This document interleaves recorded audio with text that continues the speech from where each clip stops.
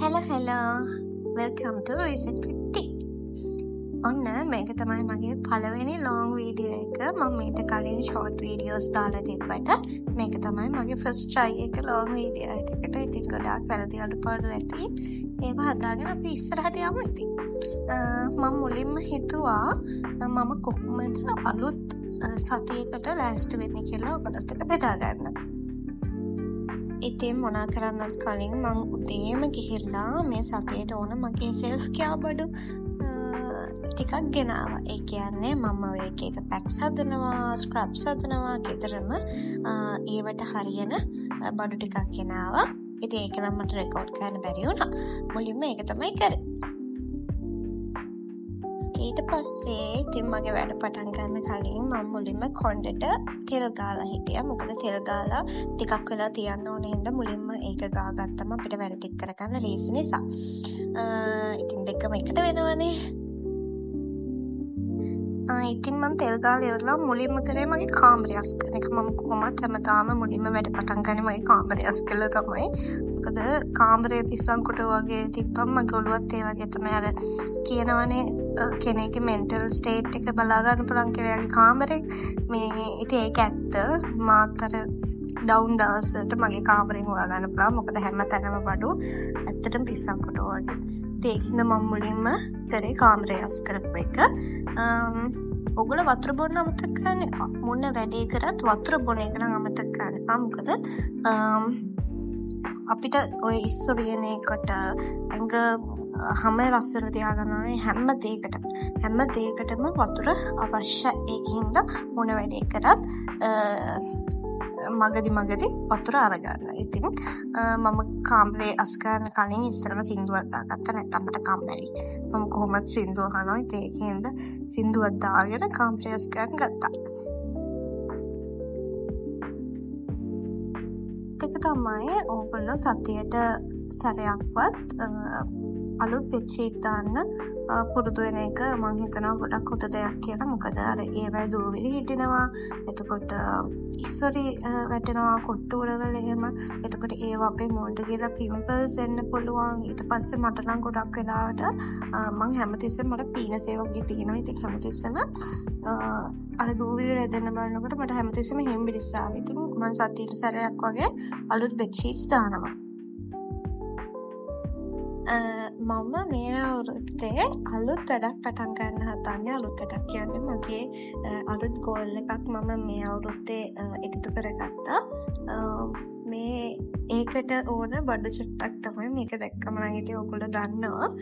මම ජිම් එකට යන්න හදන්නේ. මොකද ඇත්තටම මම කවදාවත් ජිම් ගිහිල්ලා නැහැ. මම එහෙම එක්සර්සයිස් කරෙත් නැහැ. මොකද මම හරීම කෙට්ටුවකට කෙනෙක්. ඉතින් මට කරන්න උවමනාවක් තිබෙත් නැහැ. හැබැයි දැන් කාලා ඔය කන්නෙත් පොද නැති දේවල් නැති ඔය එළියෙන් කාලා එහෙම මම හරියට මහත් වෙලා ඉන්නේ. ඒකෙන්ද මම හිතාගත්ත මේ අවුරුදු පටන් ගන්නකොට මම ජිම් ගිහලා මගේ ඇඟ උතර දාගන්න. අනිත් එක මම එළියෙන් කනේවා සම්පූර්ණයෙන්ම වගේ නවත්තලා හෙල්දි කන්න පටන් ගන්නවා කියලා. ඒක මටත් හොඳයි.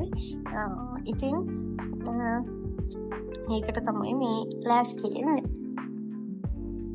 තව දෙයක් තමයි මම මේ අවුරුද්දේ පොත් කියවන්න ගත්තා. එක පොතක් මේ අවුරුද්දේ කියවන පළවෙනි පොත. ඒක මේ වීඩියෝ එකේ අන්තිමට තියෙනවා මොකක්ද පොත කියලා. ඒ පොතේ තිබ්බා අපි කන දේවල් වලත් ඒ කන දේවල් වලත් යම්කිසි වයිබ්‍රේෂන් එකක් තියෙනවා කියලා. ඒ කියන්නේ අපි කන දේවලුත් අපේ මෙන්ටල් හෙල්ත් එකට අපේ මේ සාමාන්‍ය දිනචර්යාවට එහෙම හරියට බලපානවා කියලා. ඉතින් මම රික්වෙස්ට් කරනවා ඔයගලන්ට ඒ පොත අරන් කියවන්න පුළුවන් නම් ගොඩාක් ලොකු දැනුමක් ගොඩාක් ලොකු දෙයක් ජීවිතයට ගන්න පුළුවන් කියලා. පොසිටිව් පැත්තට ජීවිතය අරගන්න.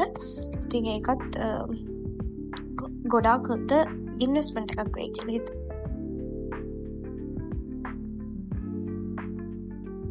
ඉතින් මම මේ channel එක පටන් ගන්න හිතුවේ මාත් එක්ක. ඒ කියන්නේ මම පර්ෆෙක්ට් නැහැ.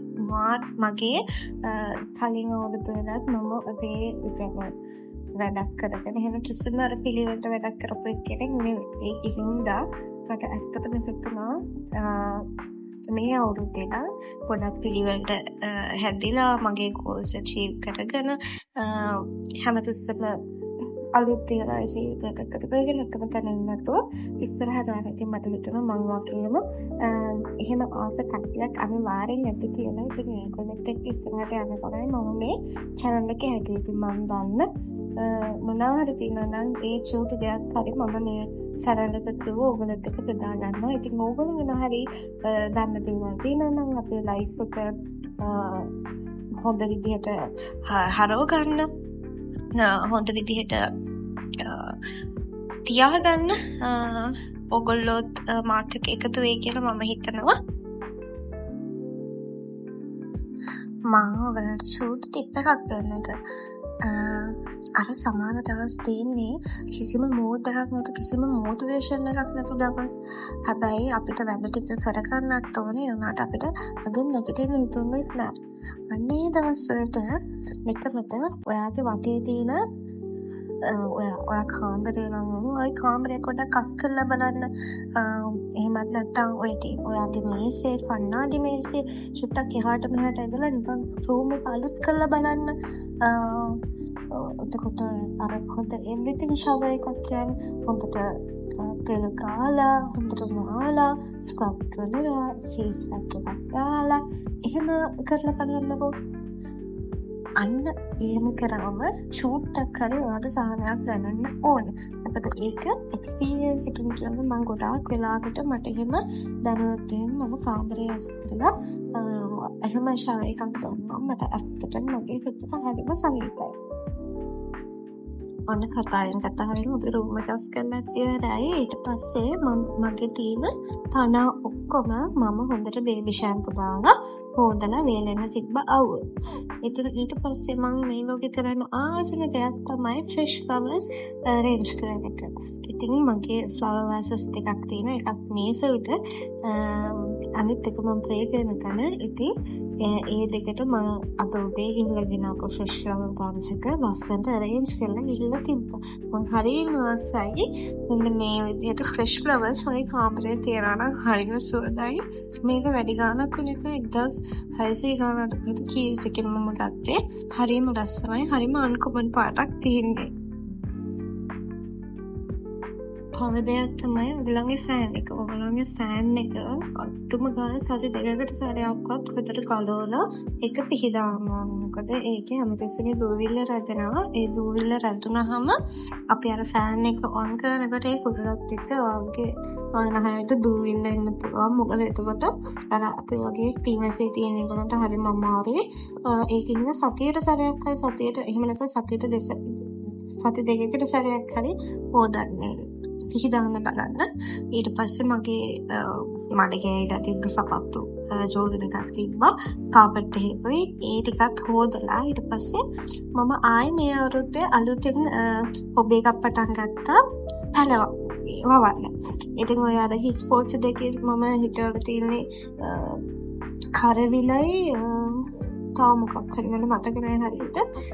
ඉතින් අපි බලමු ඒවත් හැදුනහම ඒකත් හරිම ෂෝක් හොබි එකක්. ඊට පස්සේ මගේ කෝමාරිකා පැලේටත් මම වතුර දාලා හොදට නාගෙන ඇවිල්ලා කෝමාරිකා ගෑවා. මගේ ස්කින් එක මම තාම හදාගන්න ගමන් ඉන්නේ. ඉතින් ඉන්න හැමදාම උදේටයි හවසටයි කෝමාරිකා ගාලා අයිස් ගන්නවා.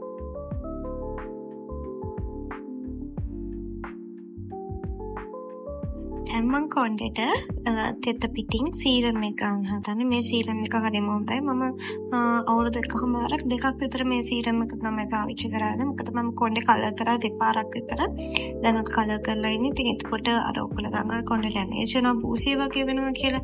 හැබැයි මේ සීරම් එක ගියාට පස්සේ මට එහෙම උනේ නැහැ. මොකද ගන්න කලින් එහෙම තමයි. එහෙම ඒකින්දම තමයි මේ සීරම් එක ගත්තේ.